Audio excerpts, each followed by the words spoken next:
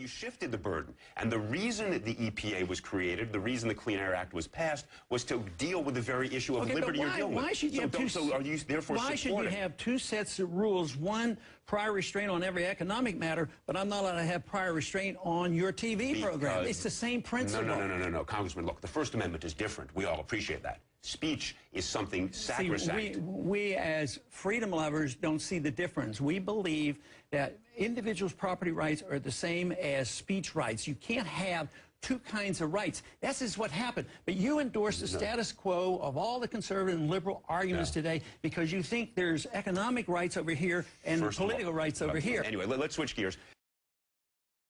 Your solutions on stopping drug trade is give up. Give up the war on drugs. I say zero tolerance. We use the military for aid. We stop it from getting into the country. We cut it off at the source. Why give up another fight? What we give up on is a tyrannical approach to solving a social medical problem, and we endorse the idea of voluntarism and self-responsibility, family, friends, and churches to solve problems, rather than saying some monolithic government is going to make you take care of yourself and be a better person. It's a preposterous notion. It never worked and never will. The government can't make you a better person. It can't make you follow good habits. Why don't they put you on a diet? You're a little overweight. And I think there are protesters in jail. There is something wrong. There is something wrong with this system. With this system. We are the 99%. We are the 99%. We don't need a leader.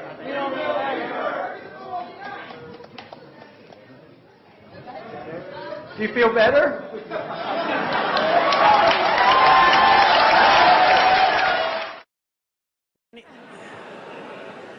Anyone that suggests that Iran is not a threat to this country or is not a threat to stability in the Middle East is obviously not seeing the world very clearly. He sees it exactly the way that Barack Obama sees it, that we have to go around and apologize for the fact that we've gone out and exerted our influence to create freedom around the world. Congressman Paul, 30 seconds. You've heard the war propaganda that is liable to lead us into the sixth war, and I worry about that position. Iran is a threat because they have some militants there. But believe me, they're all around the world, and they're all around the world, and they're not a whole lot different than others. Iran does not have an air force that can come here. They can't even make enough gasoline for themselves. And here we are building this case out, please. They're building up this case just like we did in Iraq. Build up the war propaganda. There was no Al-Qaeda in Iraq, and they had nuclear weapons, and we had to go in. I'm sure you supported that war as well. Yeah. Okay. It's time we quit this. It's time. It's trillions of dollars we're spending on these wars. Fairly normal, but you're not out there waving signs against I do not. Same-sex I believe in values, but I do not believe in using force to put those values. I don't believe in using force to make you a better person for your own sake, but I don't believe in putting force on you to make you more responsible economically. I apply the rules equally to social justice and economic justice. I don't understand this division, why you may defend social liberties rather well, but as soon as it comes to me spending my money and assuming responsibility, I see, well, why don't you apply? If you are consistent, you're the only one that I know. And we don't change anything.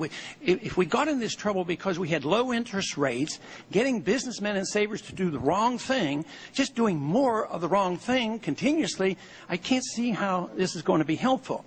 My question to you, Mr. Chairman, is this. What will it take for you to say to yourself, could I be wrong? What if I'm mistaken? How long is this going to go on? $9 trillion? What if, say, in 5 years from now, we're in a deep, deep slump with your definition of inflation? What if we have high prices going and the economy is very, very weak and unemployment is high? Would you say to yourself then, boy, maybe I really messed up. Maybe I was on the wrong track. Maybe the free market people were right. Maybe Keynes was wrong.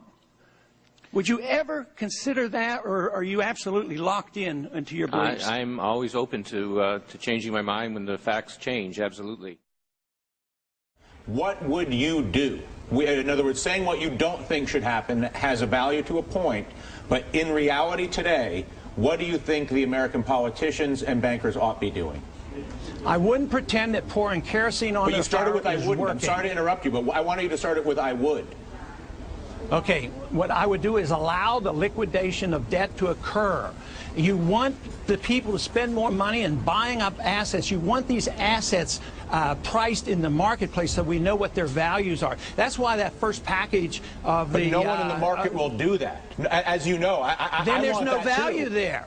That's a good information. Then there's no value. Why should you dump that on the American taxpayers? That's a strong message that if it's worthless, you don't dump it on the taxpayers. But that's why our slump is getting worse. How do you get this country?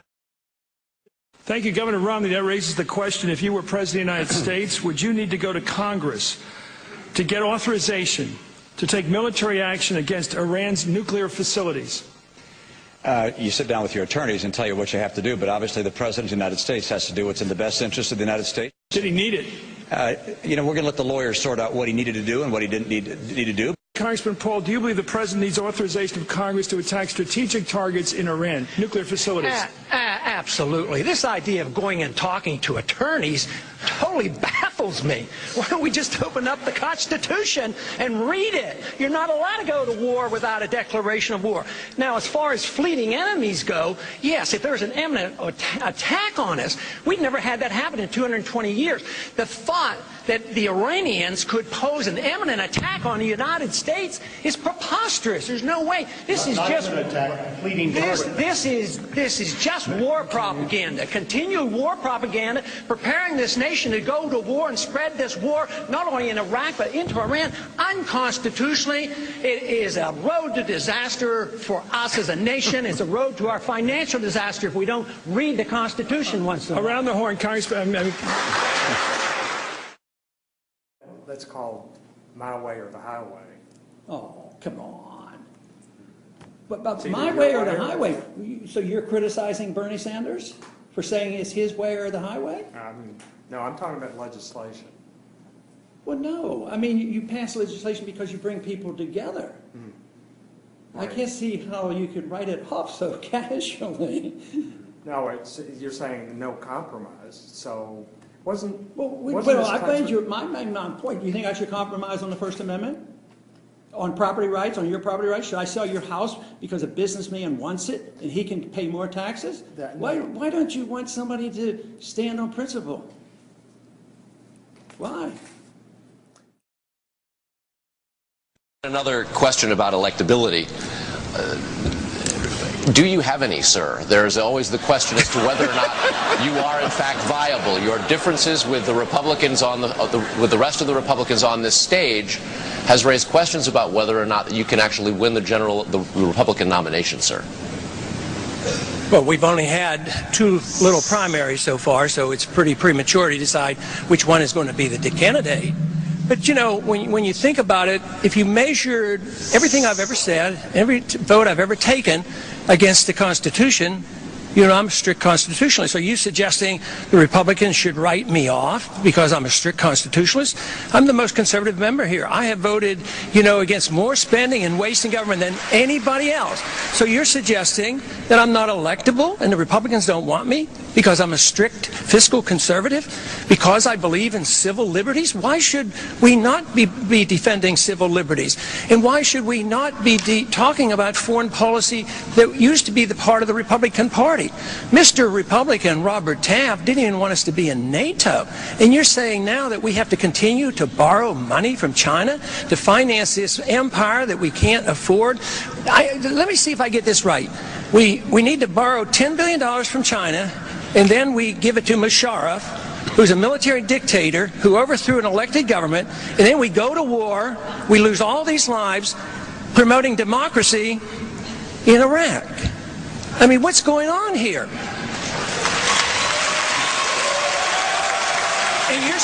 And you're saying that this isn't appealing to Republicans? Where did this come about? I think this is a Republican message. I defend the platform. It used to say we got to get rid of the Department of Education. It doesn't say that. Now, we as Republicans went and doubled the size of the Department of Education. So where have we gone? I think we've lost our way. And then the insinuation that I am less Republican because of that? Congressman, thank you very much.